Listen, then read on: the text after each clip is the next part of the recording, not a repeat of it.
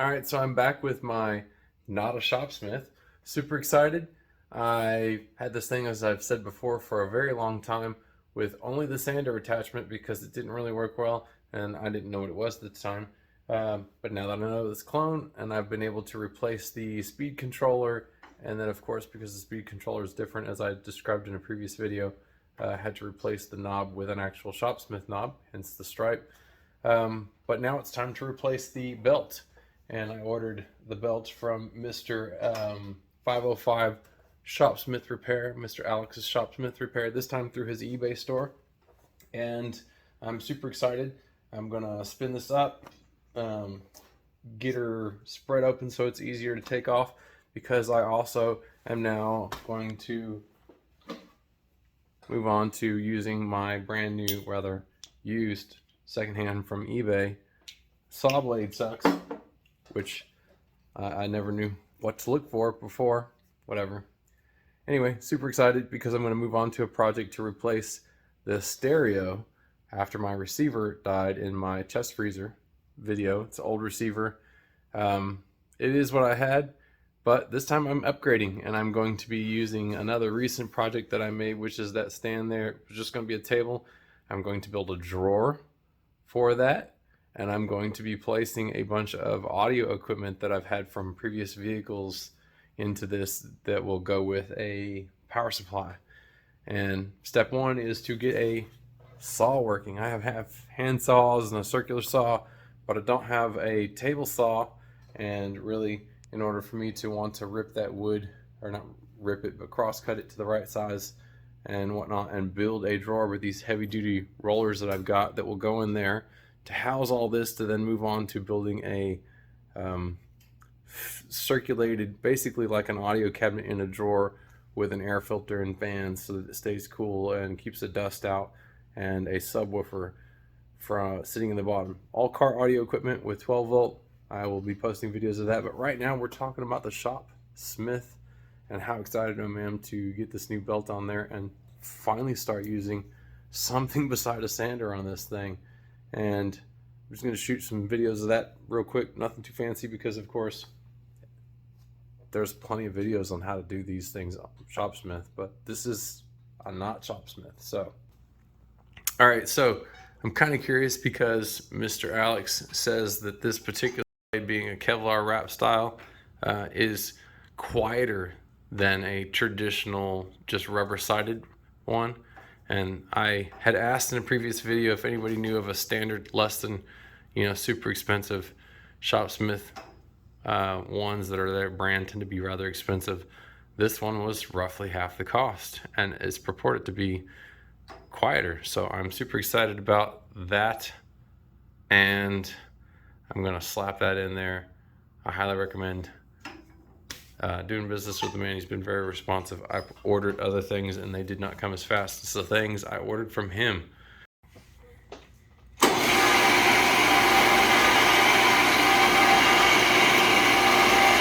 I'm curious to see how much sound change there is.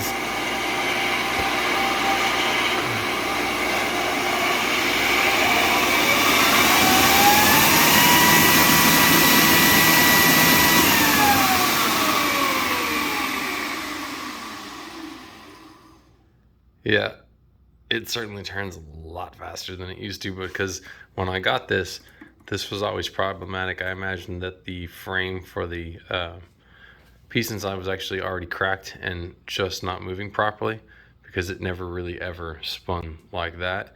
But once I got the replacement part for the speed controller from Mr. Alex, and then a knob from somebody else, this baby's ready to go. Super excited. Gonna do that now. Okay, so I just wanted to show you how bad this thing, I've had, like I said, for a very long time. This is the belt that was on it, and what you had just heard so far as sound. Pretty bad, huh? All but missing chunks. I mean, that focus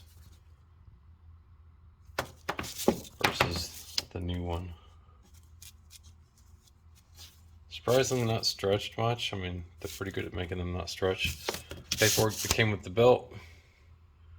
Nice reference to a ShopSmith video that I think a lot of people have seen by this point, and the obligatory reference to equipment that will end up in said project, all out of another previous vehicle, component equipment, amplifiers, head unit.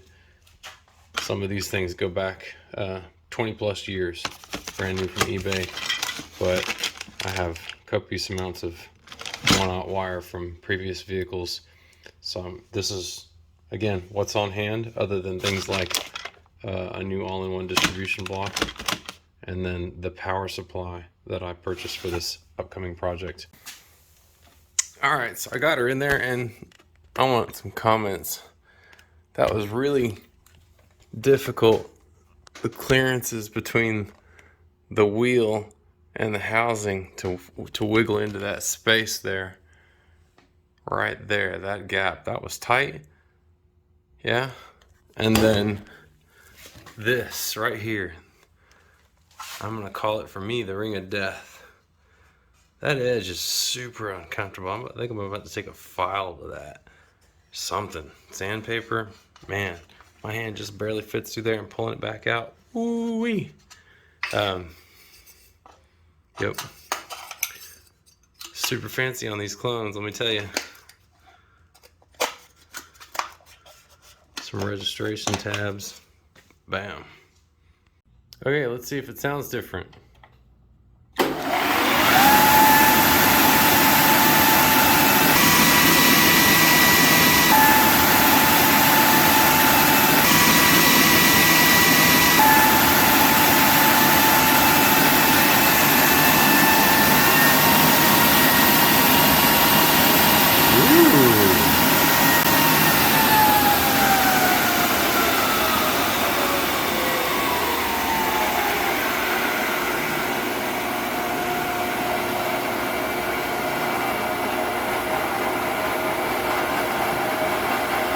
Me liking that little bit of difference. You hear it there where I actually got more speed out of it because the belt wasn't as worn. This one's pretty darn worn down narrow width wise, and I knew that was an issue because I wasn't making it up to the very top of the wheels here. So far as diameter, it was just a little below that, but I'm super happy. We're gonna slap this back together, and then for me, it'll be an adventure putting on the saw and finally attaching the safety shroud, dust shroud underneath, and shoot some video of that as well. Okay, so I'm about to put these on my unit for the first time. Some things I've noticed from having watched some other videos regarding getting the splitter lined up. There is no adjustment nut here to change the tilt. I'm kind of curious as to where generation wise this is, because that is a 2 1/4 inch opening, so it's not the older small one. It does not appear to have ever had any kind of way to attach the sliding guard that helps improve the dust collection. The guard itself down here has, boy, those some pretty serious gaps there. But it's going to keep the bottom half of the blade covered, at least for me. And then so far as even trying to upgrade to a newer version that has the guard, I'm not sure 100% what I'm looking at. I got these bolts down here that I believe that's my adjustment for bringing this thing to a 90 when using on the drill press. I don't know, maybe I'm wrong. I don't see that as an attachment for the saw blade or anything else, because I believe all of that is supposed to be just resting here and spring loaded against the bottom. So it is what it is, but hey, I'm super excited. We're gonna get this on here and see what it looks like. So this is my predicament. The blade pieces I bought from eBay, very nice, they fit very well, and came in a set. I guess my ignorance, this one I knew was a size that is not as common. I know I can go out and get one at Harbor Freight. I believe it's supposed to have one, the 1 1/4 inch. This is a size I already had smaller blades in, you know, standard size. I did not realize, because I had never used this, that the height of this was going to be an issue. Others that are new are shorter, and this one is longer. If I put a blade on there, I am right up against it, and that is without having this butted all the way back. Now, is it gonna stop me from doing what I'm doing? Probably not, because let's be honest, this thing doesn't have the most safeties in the first place.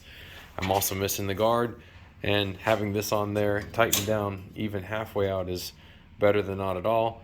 It's either that or else I take a trip out and go buy a second blade, which I had intended to do just to have two kinds, but not necessarily to have to worry about moving this back and forth every time either. This was where I was going to start, general purpose, get it done, right? But then I come to this, so I don't really feel like going out and buying yet another blade, considering I don't need it for what my first project is. I'm trying to keep my expenses to a minimum per project, but it is what it is. So I'm gonna get this thing together and test it, make sure it seems to be safely spinning before I move on to doing my cuts. But that was the main thing. I wanted to show this coming together, the problems that I'm dealing with in my, I don't know, I guess on personal ignorance. I don't know if this is an unusual part that is this long, or if that's the way they are, and a newer, more modern dust collecting shroud or protecting shroud would be more effective. But it seems like all the ones that are listed as new for this style for these machines are more or less this total length. So, okay, that's the kind of gap I'm talking about. If I go over, it's literally touching the blade.